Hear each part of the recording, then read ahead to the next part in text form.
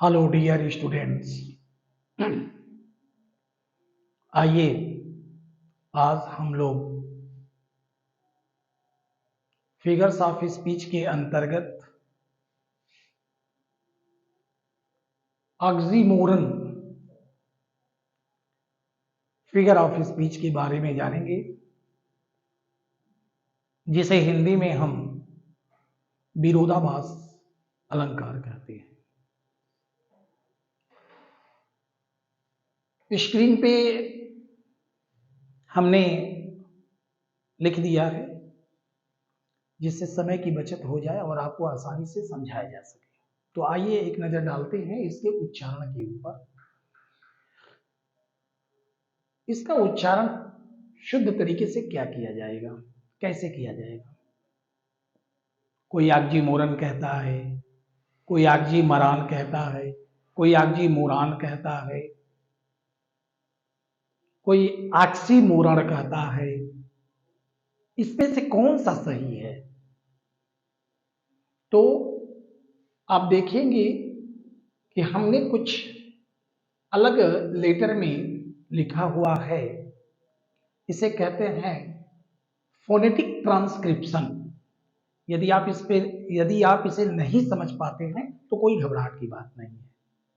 मैं हिंदी बता रहा हूं, उच्चारण आप इसको ध्यान में रखेंगे।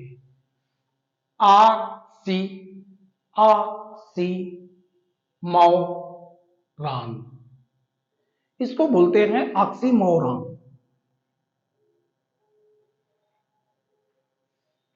हिंदी में विरोधाभास, इसके शब्द से ही पता चल रहा है। विरोधाभास मतलब विरोध का आभास। और जानते हैं कि विरोध का आभास कब होता है? जब दो एक दूसरे का विरोध करें। जब दो एक दूसरे का विरोध करें तो वहां विरोध, और आभास हो तो विरोधाभास। तो आइए हम इसके डेफिनेशन पर ध्यान देते हैं। हमने दो डेफिनेशन जो है मेंशन किया है, जो आपको आसान सा लगे आप उसे तैयार कर लें। विशेषकर 11th और 12th क्लास के विद्यार्थियों के लिए ये बहुत ही अच्छा है अगर डेफिनेशन पर ध्यान दें तो देखिए, पहला थोड़ा डिफिकल्ट है। एडवांस लर्नर डिक्शनरी के अनुसार है कि oxymoron is the figure of speech in which a phrase that combines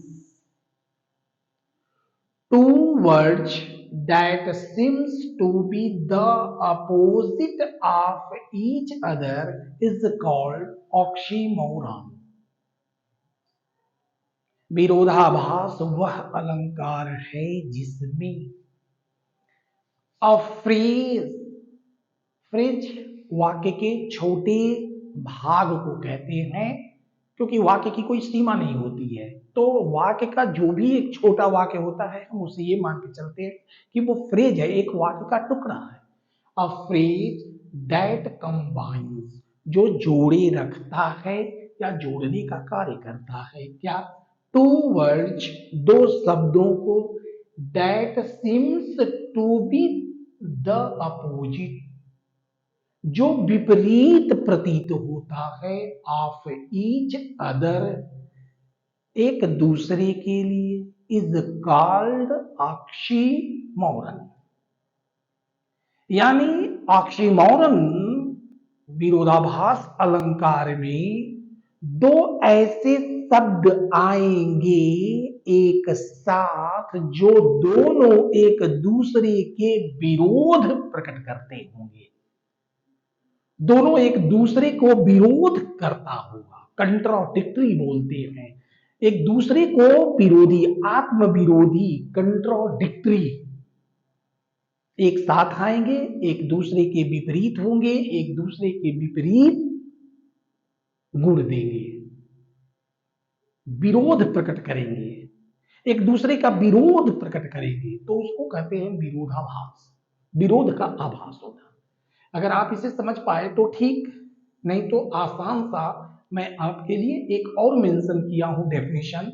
in this figure of speech two opposite ideas are put together. मतलब बहुत सा आसान है कि टू अपोजिट, दो विपरीत विचार, आर पुट टुगेदर, एक साथ रखे जाते हैं।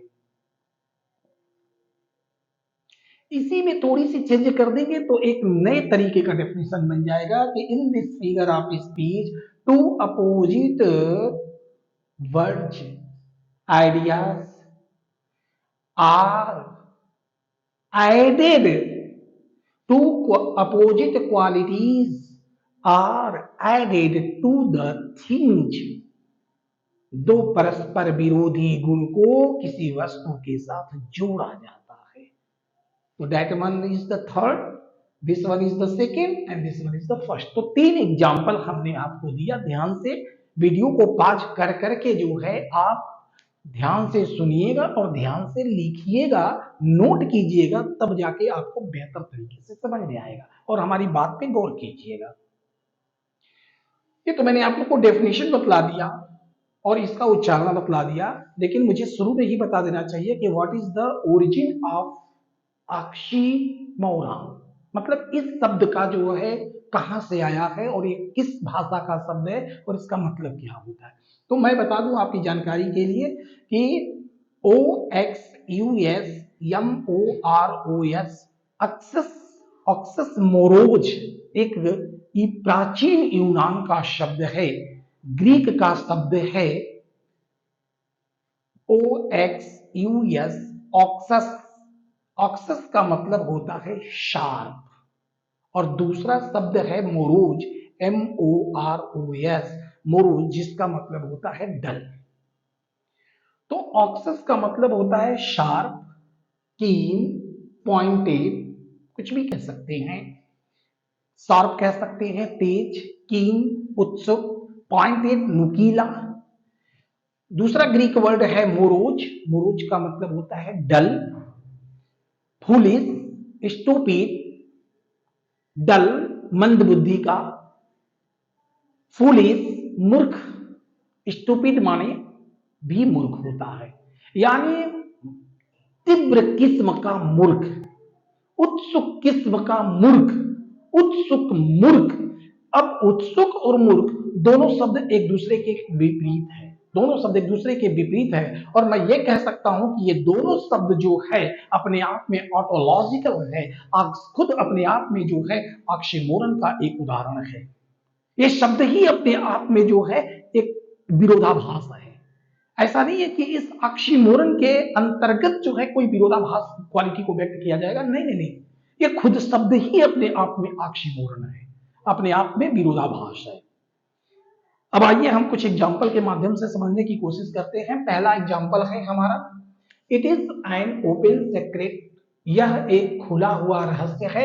ओपन की अगर मैं बात करूं तो ओपन मीन्स हो गया बंद और सीक्रेट मीन्स, ओपन मीन्स हो गया खुला और सीक्रेट मीन्स हो गया बंद। खुला और बंद, देखिए दो शब्द एक साथ आए हैं, एक का मतलब हो गया खुला, दूसरे का मतलब हो गया बंद, दोनों एक दूसरे का विरोध कर रहा है, एक साथ आए हैं एक दूसरे का विरोध कर रहा है, तो ये ऑक्सीमोरन हो गया। दूसरा है he is regularly irregular, regularly का मतलब होता है नियमित रूप से, इररेगुलर मीन्स होता है अनियमित, नियमित रूप से अनियमित, ये भी अपने आप में oxymoron. Life is bitter sweet, life के दो क्वालिटी बताया जा रहे हैं, लाइफ जो है बीटर भी है और स्वीट भी है। बीटर मीन्स होता है तीखा, स्वीट मीन्स होता है मीठा, बीटर मीन्स कड़वा, स्वीट मीन्स मीठा। तो तीखा और मीठा दोनों एक साथ नहीं, अगर मीठा है तो मीठा, तीता है तो तीता, कड़वा है तो कड़वा, लेकिन दोनों अगर एक साथ आ गया तो दैट मीन्स दोनों एक गुण एक दूसरे का अपोज कर रहा है। James I was the wisest full, James को कहा जा रहा है कि तुम सबसे बुद्धिमान मूर्ख हो। अब देखिए एक तरफ बुद्धिमान एक तरफ जो है मूर्ख, क्या मतलब है आगे देखिए, and the having nothing he had all, ये जो उदाहरण है एग्जाम्पल है, ये character of a happy life man, character of happy life से लिया गया है। जिसमें एक कैरेक्टर प्रोटैगोनिस्ट, एक पात्र के बारे में बताया जा रहा है कि character of A happy man के अंतर्गत उस व्यक्ति में वो गुण होता है जो उसको हमेशा प्रसन्नचित्त बनाए रखता है। एक प्रसन्नचित्त व्यक्ति का क्या गुण होता है? एक प्रसन्नचित्त व्यक्ति जो है न किसी प्रकार के उसको दुख का प्रभाव पड़ता है, न सुख का प्रभाव पड़ता है, न उसके ऊपर जय का प्रभाव पड़ता है, न पराजय का प्रभाव पड़ता है। अगर उसको राजा बना दिया जाए तो भी कोई फर्क नहीं पड़ता, उसे रंक बना दिया जाए तो भी कोई फर्क नहीं पड़ता है। वो एक समान रहता है, हर एक भाव में ही स्टॉइक, वो समान रहता है, वो शांत रहता है, वो संत की तरह होता है, मतलब उसको कोई फर्क नहीं पड़ता है। उससे अगर राजा का ताज भी पहना दिया जाए ना तो कोई फर्क नहीं पड़ता है, और उसे भिखारी की तरह जो है रोड पर ला दिया जाए ना तो भी कोई फर्क नहीं पड़ता है। वो एक समान रहता है, न वो किसी प्रसन्नता से प्रसन्नचित होता है, न किसी को दुख से दुखित होता है। वो अफलातून है, अपनी जिंदगी जो है अपने आप में मस्त होकर जीता है। तो ऐसे व्यक्ति हमेशा प्रसन्नचित होते हैं, और कहते हैं ना कि contentment is the greatest happiness, संतोषम परम सुखम। जिस व्यक्ति के पास संतोष होता है ना, उसके पास जो है सुख की कमी नहीं होती है, क्योंकि वो खुद ही अपने आप में आत्मसंतोषी होता है। कहते हैं कि जब आवे संतोष धन, सब धन धूरी समान। सब धन जो है बेकार हो जाता है। इसलिए character of A happy life का मतलब हो गया कि एक अच्छे प्रसन्नचित्त व्यक्ति का गुण होता है कि वो he will be equal in weal and woe, वो सुख और दुख दोनों में समान होता है। तो ये उसी यहां से लिया गया है, उसी वाक्य से, पोयम से लिया गया है। क्या कह रहा है कि हैविंग नथिंग, ऐसे व्यक्तियों के पास हैविंग नथिंग, कुछ भी न होते हुए, ही हैथ ऑल, उसके पास सब कुछ होता है। तो these are the examples of oxymoron figure of speech. हमने आपको हिंदी बताया, परिभाषा बताया, इसके अलावा जो है कैसे इसकी उत्पत्ति हुई, कहां से ये शब्द आया, किस भाषा का शब्द है, और किस प्रकार से आप पता करोगे कि जो है इस वाक्य में ऑक्सीमोरन फिगर्स ऑफ स्पीच है। मुझे उम्मीद है कि आज का ये वीडियो जो है आपको समझ में आ गया होगा, और यदि समझ में आ गया होगा तो मैं आपसे कहना चाहूंगा कि आप वीडियो को लाइक करो, शेयर करो, सब्सक्राइब करो। Thank you.